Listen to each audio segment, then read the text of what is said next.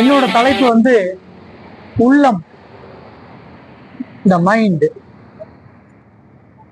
இந்த உள்ளம் அப்படிங்கறத பத்தி ரொம்ப காலமா எழுதிட்டு இருக்காங்க, எல்லாருமே சொல்லிட்டு இருக்காங்க, எல்லா ஞானிகளும் எல்லாமே.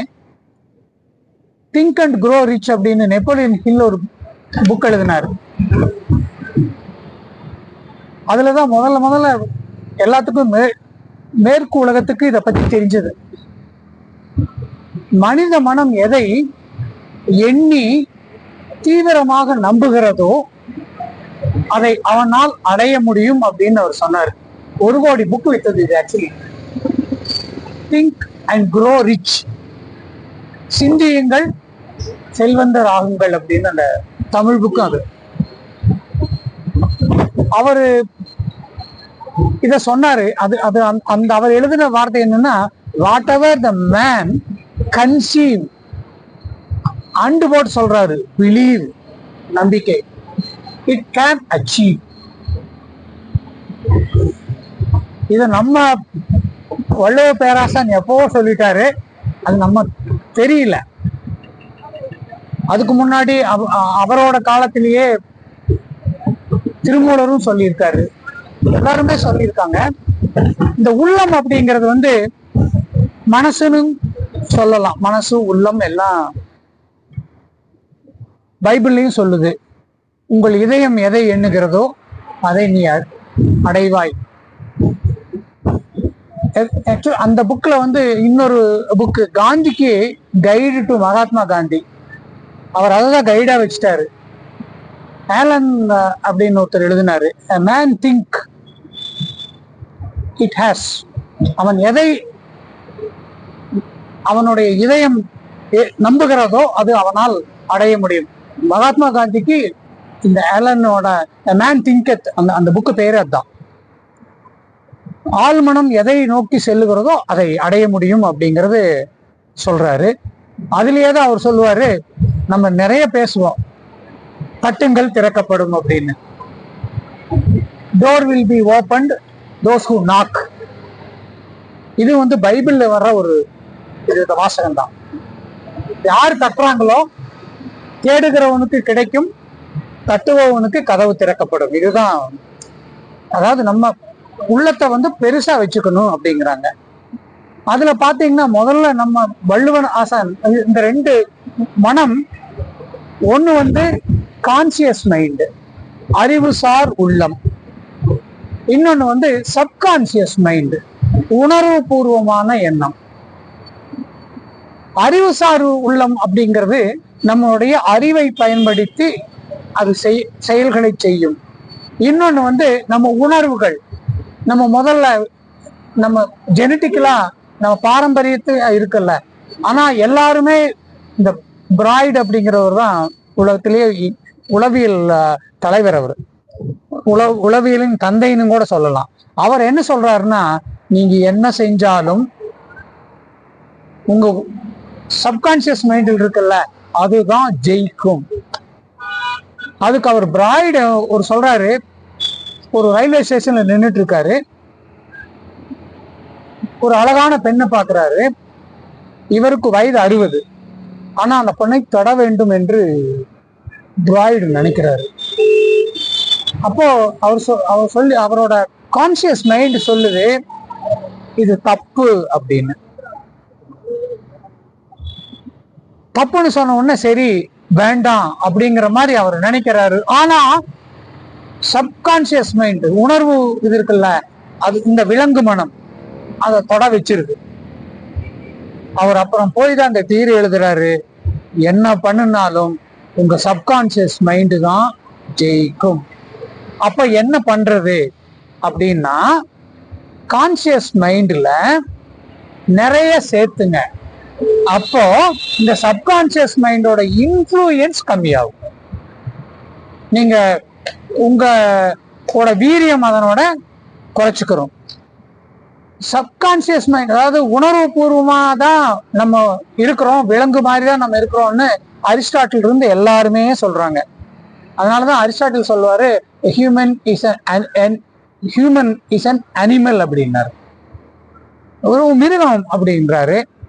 ஆனா அதுக்கு பின்னாடி வந்த அவனோட சீடர் பிளாட்டோ இல்ல, அவன் மட்டும் இல்ல, மேற்கத்திய அறிஞர்கள் எல்லாருமே நம்ம உள்ளம் அறிவு சார்ந்துதான் இயங்குது அப்படின்னு சொல்றாரு. அதுக்கு நம்ம பெரும் தலைவர் திருவள்ளுவர் 2 குறள்ல அருமையா சொல்லிட்டாரு. என்ன சொல்றாருன்னா, சென்ற இடத்தால் தீதோரி நன்றின் பால் உய்ப்பதறிவு. கண்ட இடத்துல எல்லாம் போகாம உன்னை நல்ல வழிக்கு உன்னை செலுத்துவது யாருன்னா உன்னோட அறிவு அப்படிங்கிறாரு. அதுக்கடுத்து அதே அறிவு உடைமையிலேயே தான் சொல்றாரு, அறிவு அற்றம் காக்கும் கருவி செருவார்க்கும் உள்ளளிக்கலாக அருண். நீ என்ன கஷ்டம் வந்தாலும் என்ன துன்பங்கள் வந்தாலும் அதை தடுக்கின்ற ஒரு கேடயம், ஒரு கோட்டையாக உன்னுடைய அறிவு இருக்கிறது. அறிவு அற்றம் காக்கும் கருவி செருவார்க்கும் உள் அளிக்கலாக அரண். அவர் இன்னும் மேல போய் சொல்றாரு, உள்ளம் உடைமை உடைமை பொருளுடைமை நில்லாது நீங்கிவிடும். ஏன்னா பொருளுக்கு நிலையாமை. நீங்க உங்ககிட்ட அறிவு இருந்ததுன்னா இந்த இடத்துல உள்ளம் அப்படிங்கிற சொல்றது அவர் அறிவை மட்டும் சொல்ல, தைரியத்தையும் சொல்றாரு. வினை திட்பம் ஒன்னு செய்யணும் அப்படிங்கிற தைரியம் தான் கடைசி வரைக்கும் நிற்கும். தோத்துட்டோன்னு நினைச்சாலும் கூட அந்த தைரியம் இருந்ததுன்னா ஜெயிச்சிருவோம். இந்த கான்சியஸ் மைண்ட்ஸ் இருக்கு. ஆனா இந்த கான்சியஸ் மைண்ட் எல்லாமே இருந்தாலும் நீங்கள் உள்ளத்தை சுத்தமா வச்சுக்கணும்.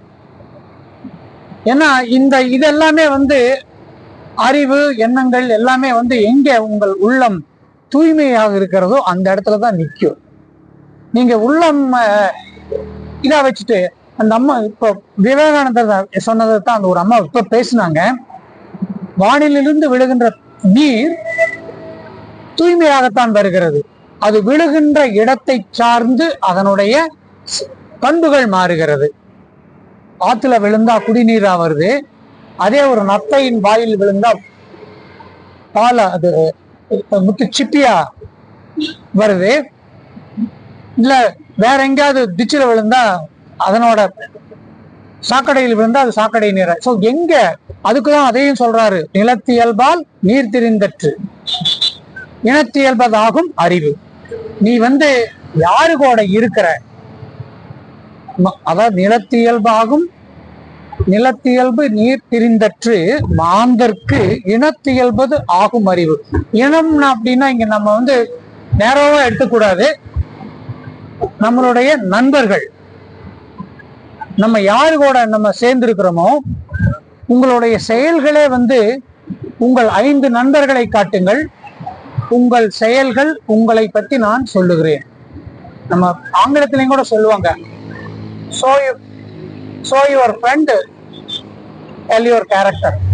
நான் உங்களை பத்தி உங்க நண்பனை காண்பியுங்கள், நான் உங்களை பத்தி சொல்கிறேன் அப்படின்னு தான் சொல்றது. அதாவது உள்ளத்துல எப்பவுமே பெரிய திட்டம் நல்ல தைரியத்தோட இருக்கணும். அதுக்கு நம்ம திருக்குறள் சங்க இலக்கியத்துல திருக்குறள் தான் எடுத்துக்கணும்.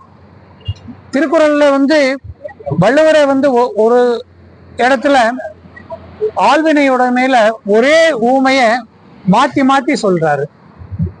அது முரண்பாடாக இருந்தாலும் ஒரு இடத்துல சொல்றாரு, யானை எவ்வளவு போர் வீரர்கள் இருந்தாலும் எல்லா வேல்களையும் தாங்கி கொண்டு போரில் வெற்றி பெறும் அப்படிங்கிறாரு. சிறுவிடத்து ஒல்கார் உறவோர் யானையை மாதிரி, அதாவது யானை எப்படி போரில் வேட்களை தாங்கி கொண்டு போகிறதோ அது மாதிரி உள்ளம் வலிமையுடையவர்கள் எதையும் தாங்கி செல்வார்கள் அப்படிங்கிறாரு. ஆனா அடுத்த குரல்ல அவரு கொஞ்சம் மாத்தி சொல்றாரு. யானை பெருசா இருந்தாலும் புலியை பார்த்து பயந்துக்குது அப்படிங்கிறாரு. முன்னாடி என்ன சொன்னாரு, போர்ல எத்தனை வேலை வாங்கினாலும் அது முன்னேறி செல்லுகிறது. இரண்டாவது அதே ஒரு குரல் விட்டு அடுத்த குரல்ல சொல்றாரு, கரியது கூர்ங்கோட்டதாயினும் யானை வெறுவும் புலி தாக்குறேன். புலி தாக்குச்சுன்னா, புலி சின்னதுதான், ஆனா அதனோட வீரம் அதிகம். அதுக்கு இறையன்பு எழுதுறாரு, ஒரு நைட் பூரா நான் யோசனை பண்ணேன், ஏன் வள்ளுவர் தப்பா எழுதிட்டாரா அப்படின்னு. அப்புறம் தான் அவருக்கு தெரியுது, போர்க்களத்தில் உள்ள யானை பயிற்சி பெற்ற யானை. சோ அது என்ன வந்தாலும் அதை எதிர்கொண்டு செல்லும். ஆனா காட்டில் இருக்கிறதுக்கு பயத்தோடு இருக்கிற யானை. அதனால என்னங்கிறாரு வள்ளுவர், இப்படிதான் சொல்லி இருப்பாரு, நீ முறையாக பயிற்சி பெற்றிருந்தால் எதையும் தாங்கும் இதயம் கொள்வாய். இதுக்கு சொல்றாரு. இந்த உள்ளம் அப்படிங்கிறதுக்கு இன்னும் சொல்ல போனா, திருமூலரது உள்ளம் பெருங்கோயில் ஊனுடம் பாளையம், வல்லருபிரானாருக்கு வாய் கோபுர வாசல், தெள்ள தெளிந்தாருக்கு சீவன் சிவலிங்கம், கள்ள புலனைந்தும் காணா மணிவிளக்கு. நீ உள்ளம் தூய்மையா வச்சுக்கோன்னு இந்த ஒரு பாட்டு கேட்டாவே போதும். நீ உள்ளத்துல நீ கடவுளை வைக்கணும்னா நீ எவ்வளவு சுத்தமா இருக்கணும். உள்ளொன்று வைத்து புறமொன்று பேசுவார், உறவு கலவாமை வேண்டும். என்ன அந்த ஆள் தான் நேர்மறை எண்ணங்கள். இந்த நேர்மறை எண்ணங்களுக்கு நான் ஆங்கிலத்தில் சில போர்ட்ஸ் சொல்றேன், அது ரொம்ப நல்லா இருக்கும். எலியாட்டெல்லாம், டிஎஸ் எலியாட் அப்படின்னு சொல்றது, இந்த நெப்போலியன் ஹில் இவங்கெல்லாம் சொல்றது. அதாவது என்னங்கிறாரு, நேர்மறை எண்ணம்ங்கிறது நல்ல காலை சிற்றுண்டி, ஆனால் மோசமான மாலை விருந்து. ஏன் அப்படின்னா, உங்களுக்கு ஒரு மோட்டிவேஷனல் அதாவது ஆப்டிமிசம் திங்கிங் ஆர் மோட்டிவேஷன் அந்த டைம்ல ஸ்பார்க் ஆகும், அவ்வளவுதான். நீங்க முறையாக முயற்சி செய்து செயலை செயல்படுத்தாவிட்டால் எந்த பயனும் இல்லை. ஸோ வெறும் மோட்டிவேஷன் வச்சுட்டு எதுவுமே பண்ண முடியாது. நீங்க ஒண்ணு கிடைக்குதுன்னா ஸ்பார்க்கு, நீங்க வெறும் ஒரு ஸ்பார்க் அப்படிங்கிறது சும்மா அந்த நிமிஷத்துக்கு வரும். அதை பயன்படுத்தி நீங்க சூரியனை மாதிரி ஃபுல் டைம் இருக்கணும். ஸ்பார்க் இந்த வெறும் லைட் பத்தாது. உள்ளம் அப்படிங்கிறது உள்ளத்தை பொறுத்த அளவுக்கு வெள்ளத்தனைய மலர் நீட்டம் மாந்தர்தம் உள்ளத்தனையது உயர்வு, உள்ளுவதெல்லாம் உயர்வுள்ளல் மற்றது தள்ளினும் தள்ளாமை நீர்த்து. இது இந்த 2 குறள் மட்டும் எடுத்துட்டு, எண்ணிய எண்ணியாங்கெய்துவர் எண்ணியர் திண்ணியராக பெரிய, எதுவுமே வேற வேண்டியதில்லை. அப்புறம் அதை விட என்னன்னா, நீங்க மனசில் நினைக்கிறது எல்லாத்தையுமே அடைய முடியும். உள்ளியது எல்லாம் உடனெய்தும் உள்ளத்தால் உள்ள பெறின். உள்ளியது எய்தல் எளிது, அந்த இடத்துல மண் போடுவார். மண் அப்படின்னா கட்டாயம் அப்படிங்கிறதுக்கு மண். மண் உள்ளியது எய்தல் மண் மற்றும் தன் உள்ளத்தால் உள்ள பெறின். ஆனா இதையும் சொல்லி போட்டு இன்னொரு இடத்துல சொல்றாரு, இது எப்படி வேணாலும் கிடைக்கும், ஆனா உடனடியா நீ ஜெயிக்கணும்னு சொல்றாரு. உள்ளியதெல்லாம் உடனெய்தும் உள்ளத்தால் உள்ளான் வெகுளியனின். ஏய், கோபத்தை விட்டீங்கன்னா நீ நினைச்சது இமிடியேட்டா அடைக்கலாம் அப்படிங்கிறாரு. உள்ளியது இங்க உள்ளியது எய்தல் எளிதுன்னாரு, அங்க என்கிறாரு உள்ளியது எல்லாம் உடன் எய்தும் உள்ளத்தால் உள்ளான் வெகுளியனின். அதான் கோபம் அப்படிங்கிறதுக்கு இப்போ இந்த புக்கில் எல்லாமே சினம் தவிர்த்தல், சினம் மேலாண்மை, உணர்ச்சி மேலாண்மை, அது எல்லாமே இந்த ஒவ்வொரு குறள் போதுங்க.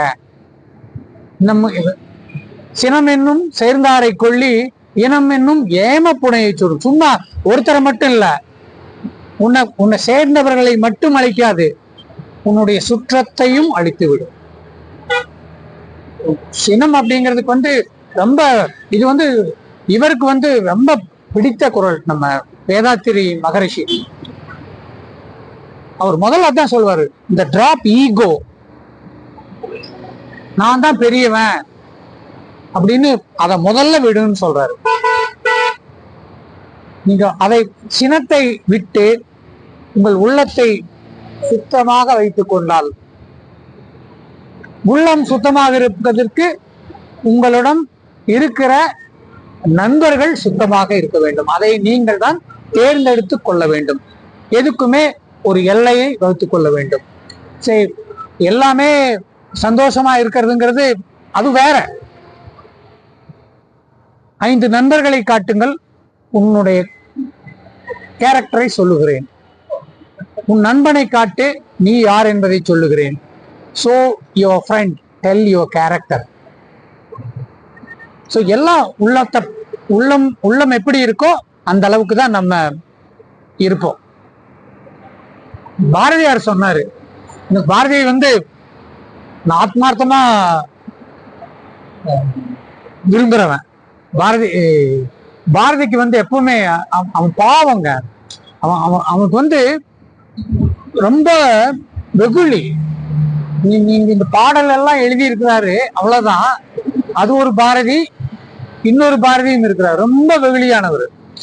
அவருக்கு அதெல்லாம் தெரியவே தெரியாது. அவர் பால் காய்ச்ச கூட தெரியாதாமா. பாரதிதாசன் வந்திருக்காரு, அவங்க அம்மா கூட வைஃப் கூட பிரச்சனை, எதுவுமே கொடுக்கல, பால் காய்ச்சி குடிக்க தெரியல. அப்புறம் பாரதிதாசன் காய்ச்சி கொடுத்திருக்கிறாரு. அந்த அளவுக்கு அவரு எதுவுமே, அவருக்கு சாப்பாட்டு அதே மாதிரி. ஆனா நிறைய சாப்பிடணும்னு நினைக்கிறாள், நல்லா சாப்பிடணும். கூலப்ப நாயக்கர்கிட்ட இருந்து நிறைய பழகிட்டு வந்துட்டார். அவர் சில போதை பழக்கத்துக்கும் ஆளாயிட்டார். அப்புறம் தான் வெளியே வந்தார்.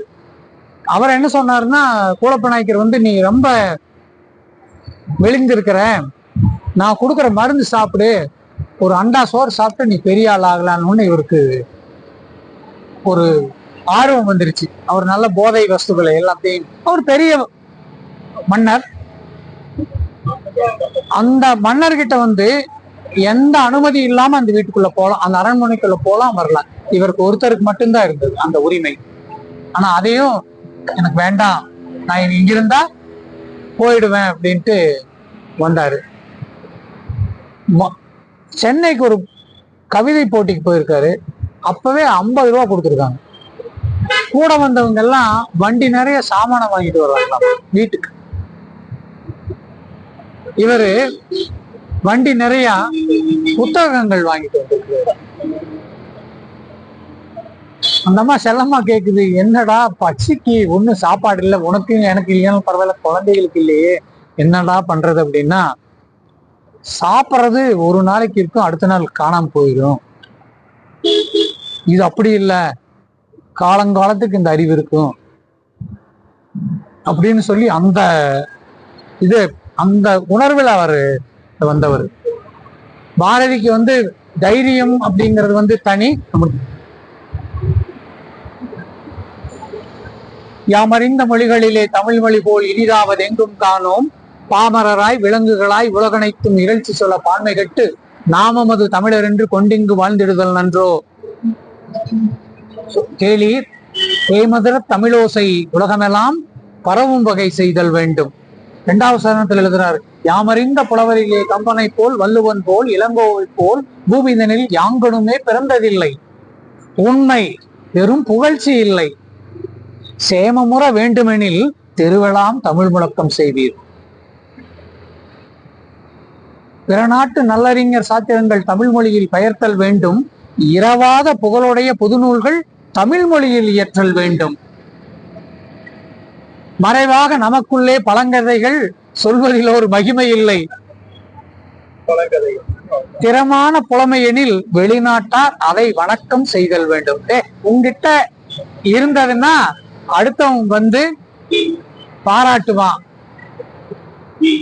அடுத்ததுதான் அந்த 4வது சரணத்துல தான் சொல்றாரு. அதாவது அவர் கங்கை போல் காவிரி போல் கருத்துக்கள் ஊரும் இல்ல, அதுல அது அந்த எங்கள் வாழ்வும் எங்கள் வளம் வர பாட்டு. அதாவது தமிழ் மொழி அமுதமான மொழி. அந்த 4வது பாடல் அந்த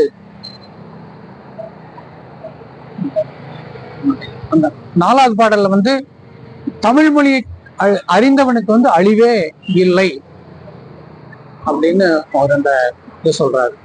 ஸோ பாரதி பேசுறது, பாரதி கேட்கறது, பேசுறதை விட கேட்கறது, பாரதி கேட்கறதுக்கு இத்தனை காலம் கிடைத்தாலும் அதுக்கு நிகர் இல்லை. பாரதியை போல் ஒரு புலவனும் பிறப்பதில்லை. அது எவ்வளவு பெரிய கவிஞர்களானாலும் சரி, கம்பனானாலும் சரி, யாரானாலும் சரி, வள்ளுவனானாலும் சரி, அது அவங்க காலத்துல அது அட்டாணியில் இருந்த தமிழ். அந்த தமிழை வீதிக்கு கொண்டு வந்தவர். சூழப்ப நாயக்கர்கிட்ட இருந்து வெளியே வந்ததுக்கு காரணமே அதுதான். இந்த தமிழுக்கான இருக்கை இங்கில்ல, வெளியே போகணும் அப்படின்னு வந்தவர் தான். நன்றி. அன்னை தமிழ் வாழ்க, உலக பொதுமறையாம் வான்புகழ் வள்ளுவம் வாழ்க, உலகத்து உயிர்கள் எல்லாம் இனிதே வாழ்க. நூல் காஞ்சி இலக்கிய வலையொலி நேயர்களுக்கு என் மனமார்ந்த வாழ்த்துக்களையும் நன்றிகளையும் தெரிவித்துக் கொள்கிறேன். ஏன்னா வாரந்தோறும் எங்களை பேச்சாளர்களாக நீங்கள் தேர்வு செய்வதனால்தான் நாங்கள் அடுத்தடுத்த வாரத்தில் நாங்க பேசுறதுக்கு எங்க வலையொலி எங்களுக்கு அனுமதி வழங்குகிறது. பெரிய பேச்சாளர்கள் பேசுவது தவிர நாங்கள் பெரிய பேச்சாளிகள் அல்ல. வளர்த்திருக்கிறது எங்களை நூல் காஞ்சி வலையொலி எங்களை வாரந்தோறும் புதுவிதமாக எங்களை சிற்பம் போல் செதுக்கி கொண்டிருக்கிறீர்கள் எங்களுடைய நேயர்கள். ஏன்னா நீங்கள் கேட்க தான் நாங்கள் அடுத்தடுத்து உங்களோடு பகிர்ந்து கொள்வதில் மன மகிழ்ச்சி அடைகிறோம். இந்த நடப்பு திங்கள் விடுதலை திங்களாக இருக்கிற காரணத்தினால் விடுதலை கனவுகள்னு ஒரு பாடல், அதை உங்கள் முன் பாடுவதற்கு. ஒப்பில்லா ஒளிமுத்து இலக்கியங்கள் ஒன்றல்ல பல நூறு நமக்களித்த ஒண்டமிலை பயின்று நல்ல பண்புகளை பயின்றிடுவோம் பூவுலகில். ஒழுக்கமுடன் வாழ்வதையே உயிர் மூச்சாம் எனக்கொண்டு வாழ்வோரே உயர்ந்தோராம். ஒப்பற்ற இக்கருத்தை உலகறிய உரைக்கும் குரல் முடிவே முடிவென்றோ. இருப்போர் இறந்தோரிலும் உயர்ந்தோர், இறந்தோர் இருப்போரின் நகல்கள்.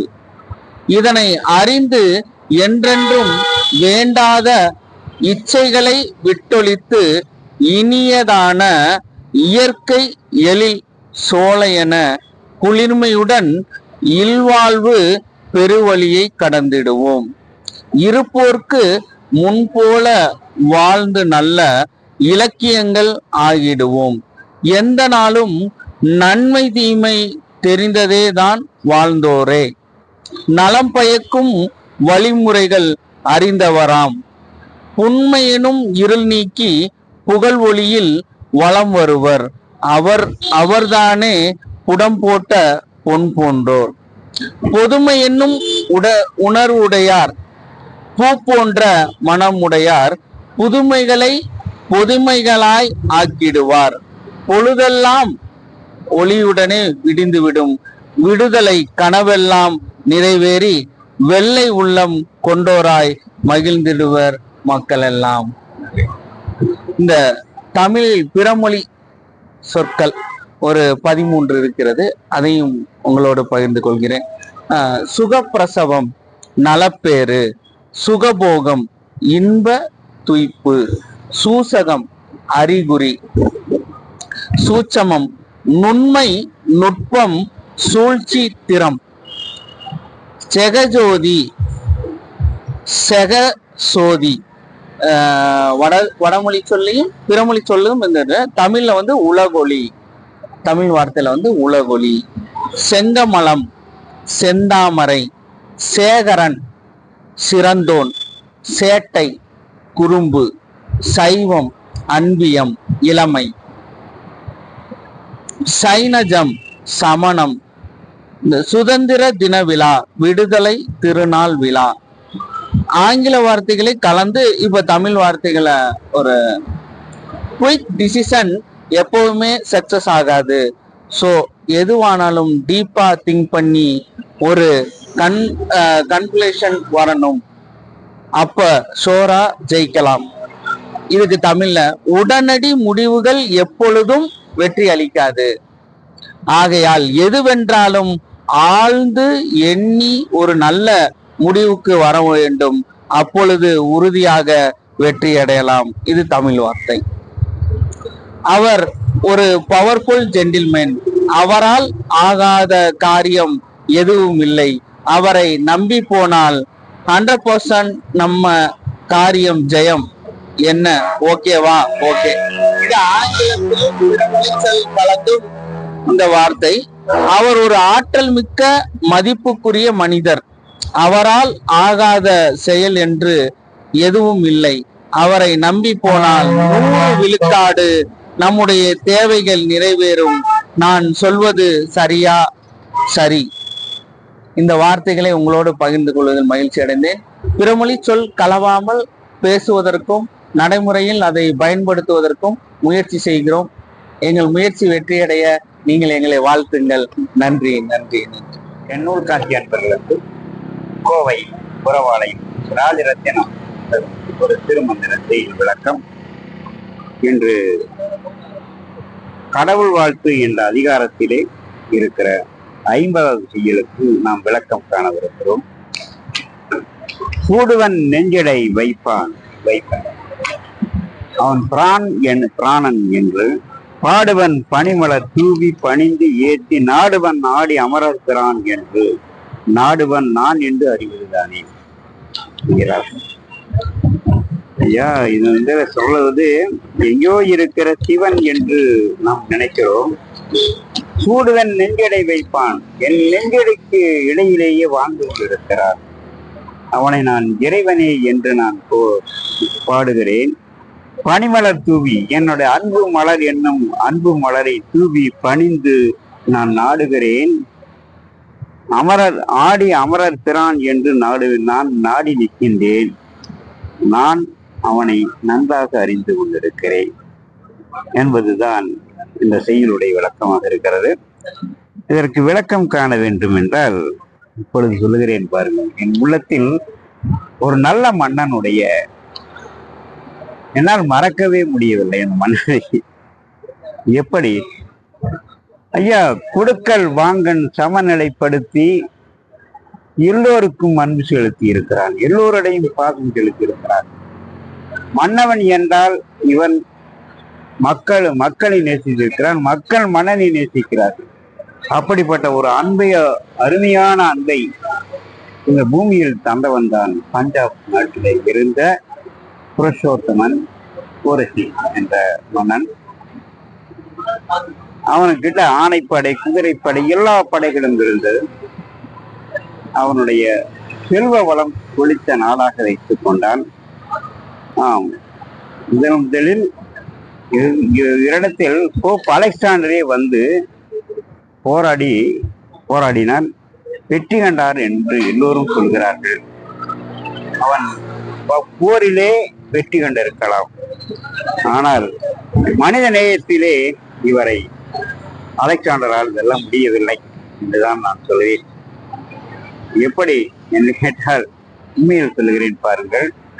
அவன் வெற்றி அடைந்ததற்கு பின்னால் போப் அலெக்சாண்டர் போரசன் நாட்டு மன்னன் புருஷோத்தமனை வென்று விட்டான். அவன் கைகள் இரண்டும் கட்டப்பட்டன. அவனிடத்தில் பணிந்து நிற்கின்றான். அப்பொழுது அந்த மன்னன் கேட்டான், என்னை கொண்டு விடு அலெக்சாண்டர், நான் உன்னிடத்தில் தோற்று போனேன் என்பதற்காக, என் மக்களுக்கு அடிப்படை தேவையை கொடுக்க முடியவில்லை என்ற காரணத்திற்காக என்னை கொண்டு விடு. அப்படி கொடுக்க முடியாத மன்னனாக உங்ககிட்ட வாழ்ந்து கொண்டிருக்கிறேன், அதனால் என்னை கொண்டு விடு என்று அவன் பணிவாக கேட்டான். அப்பொழுது போப் அலெக்சாண்டர் என்ன சொன்னார் தெரியுமா? இல்லை மன்னர், நான் உன்னை கொல்ல மாட்டேன். ஏன் என்றால், முதலில் உன் நாட்டை பிடிக்க நினைத்த போது நான் உன் மகனிடத்தில் தான் சண்டை பிடித்தேன். உண்மையில் உன்னுடைய அந்த யானைப்படை, குதிரைப்படையை கண்டு அசந்து போனேன். நான் என்ன ஐயா, எதிரி நாட்டு படை வீரர்கள் என்று தெரிந்து யானை தன்னுடைய கையை சுழற்றி வீசுகிறது, அதற்கு அவ்வளவு அழகான பயிற்சி கொடுத்திருக்கிறாய். குதிரைகள் எட்டி உதைத்து எங்களை தள்ளுகின்றன, அவ்வளவு அழகான பயிற்சி கொடுத்திருக்கிறாய். இருந்தாலும் என் தந்தை எப்படி எனக்கு போர் பயிற்சி கொடுத்தாரோ அப்படி ஒரு போர் பயிற்சி உன் மகனுக்கு கொடுத்திருக்கிறாய். இருந்தாலும் உன் மகனை நான் கொல்லுவது தர்மம் என்று கொண்டு விட்டேன், இல்லை என்று சொல்லவில்லை. இன்று நான் உன்னை அடிமைப்படுத்தி இருக்கிறேன் என்றால் சாதாரணமான விஷயம் அல்ல. 3 மன்னர்கள் எனக்கு உதவினார்கள். அந்த 3 மன்னர்களின் உதவியினால்தான் உன்னை நான் வென்றிருக்கிறேன். ஆனாலும் கூட நீ சொல்லுகிறாயே, நான் என்று நாட்டு மக்களுக்காக வாழ முடியவில்லையோ அப்படி நான் மன்னன் அல்ல, என்னை கொண்டு விடு என்று சொல்கிறாயே. எப்படி? நான் இப்பொழுது சொல்லுகிறேன், எல்லோரும் நாடு இப்பொழுது நான் உங்களுக்கு சொல்லுகிறேன், மன்னா தயவு செய்து உன்னை நான் விடுதலை செய்கிறேன். நான் பிடித்த நாட்டை உனக்கே நான் தருகிறேன். ஆனால் நீ எனக்கு கப்பம் கட்ட வேண்டிய அவசியம் இல்லை. நான் பிடித்த நாடுகளில் எல்லாம் ஒரு ஒப்பந்தத்தை போட்டிருக்கிறேன். மாசமானா இது ஒரு குறிப்பிட்ட தொகையை எனக்கு கப்பமாக கட்ட வேண்டும் என்று. ஆனால் நான் கப்பம் கட்ட சொல்ல மாட்டேன். ஆனால் நீ எனக்கு என்னுடைய மசடோனியா நாட்டுக்கு நீ அடிமைதான். அடிமையாக வாழ்ந்தாலும் நீ எனக்கு குரு. எப்படி? அரசாட்சி சொல்லித் தரும் குரு. அதனால் உன்னை நான் விடுதலை செய்கிறேன். ஓ, உன் அரசாட்சி ஏற்றுக்கள் என்று விடுதலை கொடுத்து விட்டு போப் அலெக்சாண்டர் நகர்ந்தார். அடிமை பத்திரம் எழுதி வாங்கிவிட்டார் ஆளர். அவர் ஆஸ்திரிய நாட்டை போகும்போது அலெக்சாண்டர் உள்ளத்திலே தோன்றுகிறது, என்ன என்று தோன்றுகிறது என்றால், ஆஹா, இவ்வளவு அழகான மன்னன். எல்லோரும் நாடு பிடிப்பார்கள். எதற்கு? நாட்டு மக்கள் இடத்திலிருந்து செல்வத்தை பறிப்பதற்காக. இவன் கொடுத்து பிழைக்கிறான், அந்த மக்களும் கொடுத்து பிழைக்கிறார்கள். பணம் என்றால் என்னவென்று, பொருள் பற்றி என்றால் என்னவென்றே அவனுக்கு தெரிய மறுக்கிறது. எல்லாம் மன்னன் கொடுப்பான் என்று, எல்லாம் மக்கள் கொடுப்பார்கள் என்று மன்னன் எதிர்பார்க்கிறார். இவ்வளவு அரசாட்சி இந்திய மண்ணை தவிர வேறு எந்த மண்ணும் கொடுக்கவில்லை, எனக்கு எந்த மன்னனும் கொடுக்கவில்லை என்று ஆச்சரியப்பட்ட வண்ணம் போகிறார். போகும்போது நோய்வாய்ப்பட்டு விட்டார். நோய்வாய்ப்பட்டு கடைசியிலாக அந்த பகுதியில் இருந்த வைத்தியர் அவருக்கு வைத்தியம் பார்க்கிறார். அவன் சாகும் நிலை வருகிறது. அப்பொழுது சொல்லுகிறான், நான் இன்னும் சில காலங்களில் இறந்து விடுவேன், என்னுடைய பிரேயத்தை வண்டி இதில் வையுங்கள், என் கையை வெளியே விட்டு விடுங்கள் என்றால், இந்த போப் அலெக்சாண்டர் இந்த மண்ணுக்கு கொண்டு வந்தது ஒன்றுமில்லை, கொண்டு போவது ஒன்றுமில்லை. இந்த தத்துவத்தை இந்திய மண் எனக்கு சொல்லிக் கொடுத்திருக்கிறது என்று பெருமையாக சொன்னார் போப் அலெக்சாண்டர். ஏன்? இப்பொழுது சொல்லுங்கள், ஜெயித்தது போப் அலெக்சாண்டரா இல்லை புருஷோத்தமனா? புருஷோத்தமன் என்ற மன்னன் பண்பிலே வென்று விட்டான். போர்க்களத்திலே அவன் தோற்று இருக்கலாம். அதுதான் இந்திய மண், அதுதான் இந்திய மண். இந்த மன்னனை இப்படி நான் மனசார சொல்கிறேன். இப்படி பாராட்ட வேண்டிய அவசியம் என்ன என்று கேட்டால், இது இன்னொரு செய்தியிலும் சொல்கிறது, பறைபசு பாசத்து நாதனை முன்னி நான் அவன் பெருமையை நான் இப்பொழுது உங்களுக்கு சொல்லிக் கொண்டிருக்கிறேன். நான் பறைபசு பாசத்து நாதனாக இருக்கிறேன். உன்னை குறைபசு பாசத்தில் யாரு எனக்கு சொல்லிக் கொடுத்தார்கள்? எனக்கு கூகுள், அதாவது செல்போன் மூலம் கூகுள் பேவில் இருந்து தெரிஞ்சுட்டேன். மற்ற புத்தகங்களின் மூலமாக இந்த மன்னனுடைய பெருமையை நான் அறிந்து கொண்டேன் என்பதை. குறைப்பசு பாசத்தில் ஒதுங்க வல்லாருக்கு திரைப்பசு பாவத்திலும் கலந்து. மன்னர்கள் என்றால் இப்படித்தான் வாழ வேண்டும் என்று ஒரு விதிமுறை வைத்தான் பாருங்கள். அந்த விதிமுறை பிரகாரம் வாழ்ந்திருக்கிறான் என்று அந்த பாவச் செழுங்கடலை, அந்த செழுங்கடலை நீந்துகிற வாய்ப்பை, அந்த குறைகளை களைகின்ற வாய்ப்பை தருகிறார் என்பதைத்தான் திரைப்பசு பாவச் செழுங்கடல் நீந்தி என்ற வார்த்தையை இங்கே திருமூலர் சொல்கிறார். இன்று இந்த பதிவை தயவு செய்து எல்லோருக்கும் சொல்லுங்கள், எல்லா மனிதர்களுக்கும் சொல்லுங்கள். அப்படி பதிவை சொல்ல வேண்டியது நம் கடமை. ஏனென்றால் திரையில் இருக்கிற ஒவ்வொரு மனிதர்கள் இன்று இந்திய நாடு எவ்வளவோ 59 60 வருஷமாக நாம் இன்னும் பொருளாதார துறையில் விடுபட முடியாமல் ஆங்கிலேயனை விட ஆங்கிலேயங்கிட்ட இருந்த அரசை பெற்றிருந்தாலும் கூட இன்னும் இந்த குறைகள், அதாவது சொல்லப்போனா ஜாதி, மதம், இனம் என்ற வேற்றுமையில் இன்னும் அடிபரந்து வாழ வேண்டிய கட்டாயம் இருக்கிறது என்ற வேதனை எனக்குள் இருக்கிறது. இந்த பாசத்தை நீங்க வேண்டும் என்றால் புருஷோத்தம மன்னனை போல வாழ்ந்தால் நிச்சயமாக சொல்லுகிறேன், ஒவ்வொரு மன்னனும் ஒவ்வொரு குடிமக்களும் வாழ்ந்தால் நாம் உலகத்துக்கே பாடம் சொல்லிக் கொடுப்போம். போப் அலெக்சாண்டருக்கு மட்டும் இல்ல, உலகத்துக்கே பாடம் சொல்லிக் கொடுப்பவராக இருக்கோம் என்பதைத்தான் கரைப்பசு பாசம் கலந்தெய்தலாமே என்று திருமூலர் சொல்லுகிறார். சொல்லுங்கள், இதை இந்த பதிவை ஒவ்வொரு மன்னர் முடிந்தால் ஒவ்வொரு மாநகராட்சி மன்னர்களுக்கும் பஞ்சாயத்து போர்டு தலைவர்களுக்கும் ஆட்சியில் இருக்கிற ஒவ்வொருத்தருக்கும் சொல்லுங்க ஐயா. சொன்னீங்கன்னா எங்க நூல் காட்சியும் அமைப்போம் மூலம் எங்க நூல் காட்சியும் வளரும், நாங்களும் வளருவோம். அப்படி சொல்லி கொடுத்து வந்தீங்கன்னா நல்லா இருக்குமில்ல. இந்த அரசாட்சி போல பிரசோத்தமனை போல இருக்கலாமே அப்படின்னு சொல்லுங்க. சொல்லக்கு என்ன வாயா வலிக்கும், சொல்லலாம். அவனை எடுத்து சொல்லுங்கள். அந்த ஆட்சியுடைய நிலை மாறட்டுமே. இந்தியாவில் ஒரு புத்துணர்வுள்ள ஒரு அரசியல் மலரட்டுமே என இயக்கத்தோடு உங்களிடம் நன்றி வணக்கம். ஒரு கிராமத்துல ஒரு நாட்டம் அறிவிக்கிறாரு, இந்த காளைய ஆறு அடைக்கிறீங்களோ அவங்களுக்கு என் பொண்ணை கொடுக்குறேன், பொண்ணை மணந்துக்கலாம் அப்படின்னு அறிவிக்கிறார். அப்போ எல்லா இளைஞர்களும் பெரிய செல்வாங்க, ஊர் நாட்டாமன்னு இருப்பாங்க, பெரிய செல்வாங்க. அப்போ எல்லா இளைஞரும் களத்துல குதிக்கிறாங்க. இப்போ அந்த காலமாட்டு எல்லாத்தையும் புரட்டி போடுது. முந்திருக்கா அல்லையில கொம்பு குத்தி உடல் வெளியே வருது. அவங்க ஒரு 4 பேர் சேர்ந்து கூட்டி தூக்கிட்டு போறாங்க, மருத்துவமனைக்கு தூக்கிட்டு போறாங்க. நீ 4-5 பேர் அடிபடுறாங்க, எல்லாம் சிகிச்சைக்கு வேண்டி மருத்துவமனைக்குள்ள தூக்கிட்டு போயிட்டு இருக்கிறாங்க. அப்போ அந்த நாட்டாமையோட பெண்ணை ஒருவன் காதலிக்கிறான். ஆனா அந்த பெண்ணு இவனை காதலிக்குது. ஆனா இவன் காதலிக்கிறான்னா அந்த பொண்ணு இவனை காதலிக்கிறான்னு இவனுக்கு தெரியாது. ஆனா இவன் காதலிக்கிறான். அப்போ என்ன பண்றான்னா, சரி இந்த பொண்ணை நாம அடைஞ்சே ஆகணும், நான் காதலிக்கிறோம் விரும்புறோம், அந்த பொண்ணு கூட வாழணும் அப்படின்னு சொல்லிட்டு களத்துல குதிக்க முயற்சிக்கு போறப்போ இவனுக்கு இந்த காலை அடக்கக்கூடிய ஆற்றலும் இல்லை, உடல் வலிமையும் இல்லை. ஆற்றலும் இல்லை, உடல் வலிமையும், ரொம்ப ஒல்லியா இருக்கிறான், ரொம்ப சோர்வமும் இருக்கான். இருந்தாலும் இந்த காலை அடக்கணும் அப்படின்னு காதல் சக்தியால களத்துல இறங்கிட்டான். இறங்கிட்டு அந்த பொண்ணை பாக்குறான், அந்த பொண்ணு இவனை பாக்குறது. அப்போ அந்த பொண்ணு என்னை விரும்புதுன்னு உறுதிப்படுத்திட்டு மறுபடியும் உறுதிப்படுத்திட்டு அந்த பொண்ணவே பாக்குறான், அந்த பொண்ணு இவனை பாக்குறான். இவன் முன்னாடி போறான், அந்த காலை இவனை பார்த்து முறைக்குது. ரெண்டும் அட் அ டைம்ல தொடர்ந்து பார்த்துட்டு இருக்கிறாங்க. அந்த காலை முன்னங்கால பின்னாடி தள்ளிட்டு அது ஒரு உத்தியோகமா வெறித்தனமா வருது. வந்தப்போ ஒரு நிமிஷம் அப்படிங்குது அந்த பொண்ணு. சின்ன சிறுமியிடம் இது கொடுத்து விடுறாங்க, தலையில இருக்கிற ரிப்பனை கழட்டி கொடுத்து விடுறாங்க.